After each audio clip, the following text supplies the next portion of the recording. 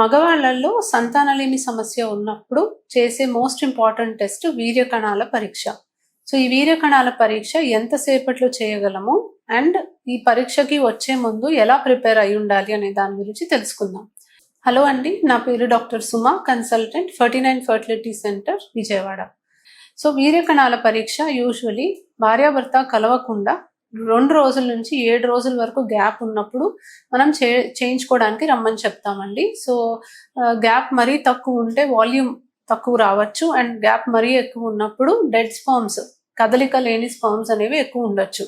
So మనకి కరెక్ట్గా report రావాలి అంటే భార్యాభర్త కలవకుండా గ్యాప్ అనేది 2 రోజుల నుంచి 7 రోజుల వరకు WHO గైడ్ లైన్స్ అనేవి రికమెండ్ చేస్తాయి. కానీ మనం చూస్తూ ఉంటాము గ్యాప్ కొంచెం తక్కువ ఉన్నప్పుడే మనకి బెటర్ స్పర్మ్ పారామీటర్స్ అనేవి చూస్తామండి. సో యూజువలీ మేము మా పేషెంట్స్కి హస్బెండ్ వైఫ్ కలవకుండా 2 to 3 days మధ్యలో ఉన్నప్పుడు చేయడానికి ఎక్కువగా ప్రిఫర్ చేస్తాం. బట్ గ్యాప్ అంత కూడా లేదు, లేకపోతే అంతకన్నా ఎక్కువ ఉంది అన్నప్పుడు అసలు చేయకూడదు అని కాదు. ఒక బేసిక్ అసెస్మెంట్ అయితే మనకు తెలుస్తుంది. బట్ దాంట్లో ఏదన్నా ప్రాబ్లం ఉంది అని అనుకుంటే మాత్రం కరెక్ట్గా గ్యాప్ ఉన్నప్పుడు మళ్ళీ ఇంకొకసారి చేసుకోమని చెప్తూ ఉంటాం. సో ఈ టెస్ట్కి వచ్చినప్పుడు వాళ్ళు ఒక కంటైనర్ ఇవ్వడం జరుగుతుంది వాళ్ళకి. సో ఈ కంటైనర్లో వాళ్ళు 7 శాంపుల్ని కలెక్ట్ చేసుకోవాలి. శాంపుల్ మనకి ల్యాబ్కి దగ్గరలో ఒక కలెక్షన్ రూమ్ అనేది మనం ఏర్పాటు చేస్తాము. సో ఆ రూమ్లో వాళ్ళు కలెక్ట్ చేసి శాంపుల్ ఇవ్వాల్సి ఉంటుంది. సో ఇంట్లో కొంతమంది కలెక్ట్ చేసుకొని వస్తామంటారు, కానీ దీనివల్ల మనకి శాంపుల్ ప్రాపర్గా మెయింటైన్ అవ్వక రిపోర్ట్ అనేది కరెక్ట్గా రాకపోవచ్చు. సో ఎప్పుడైనా కూడా ల్యాబ్ పక్కన ఉన్న కలెక్షన్ రూమ్లోనే మనం శాంపుల్ కలెక్ట్ చేసి దాన్ని మనం రిపోర్టింగ్ చేసుకుంటేనే డెఫినెట్లీ మనకి కరెక్ట్ రిపోర్ట్ అనేది వస్తుంది. సో ఈ రిపోర్ట్లో మనము ఫస్ట్ ఫిజికల్ క్యారెక్టరిస్టిక్స్ చూస్తాము, అండ్ దాని తర్వాత మనకి కొంచెం మైక్రోస్కోపిక్ క్యారెక్టరిస్టిక్స్ అనేవి చూస్తాము. సో ఈ ఫిజికల్ క్యారెక్టరిస్టిక్స్ మనకు శాంపుల్ ఇచ్చిన వెంటనే వితిన్ 5 minutes మనము ఫిజికల్ క్యారెక్టరిస్టిక్స్ వరకు మనము చూసుకోగలము. తర్వాత ఒక డ్రాప్ ఆఫ్ సిమెన్ మనము స్లైడ్లో వేసుకొని మైక్రోస్కోప్ కింద ఎగ్జామిన్ చేసి రిపోర్ట్ ఇస్తామన్నమాట. సో ఈ రిపోర్ట్లో sperm count, motility and morphology చూస్తాము.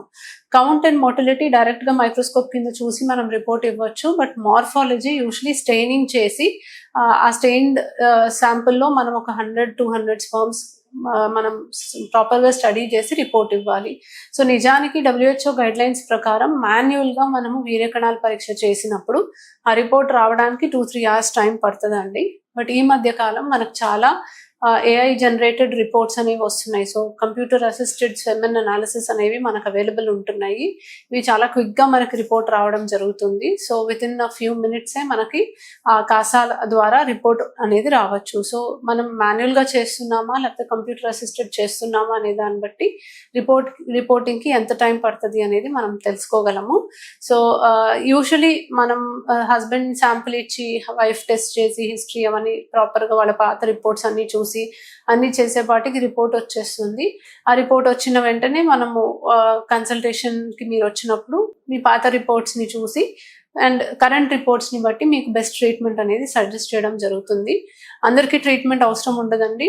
WHO గైడ్ లైన్స్ ప్రకారం కౌంట్ 16 million per ml ఉండి, ప్రోగ్రెసివ్ మొటిలిటీ 30% ఉండి, ఆకారం కరెక్ట్గా ఉన్న కణాల శాతం 4% ఉంటే నార్మల్ అని రాస్తాము. అండ్ యూజువలీ వీళ్ళకి పెద్దగా ట్రీట్మెంట్తో అవసరం పడదు. సో వీర్యకణాల పరీక్ష చాలా ఇంపార్టెంట్ టెస్ట్ అండి. ఇది కరెక్ట్గా చేసుకోవాలి, అండ్ సరైన lab WHO guide lines follow చేసే ల్యాబ్లో మీరు ఇది చేయించుకుంటేనే మీకు కరెక్ట్ రిపోర్ట్ అనేది వస్తుంది. Thank you.